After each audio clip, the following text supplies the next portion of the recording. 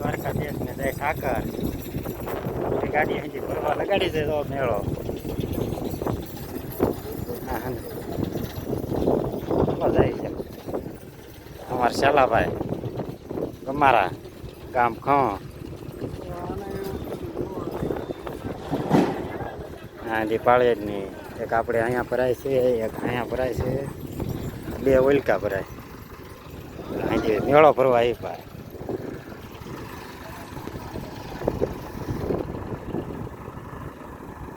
એ પૂરા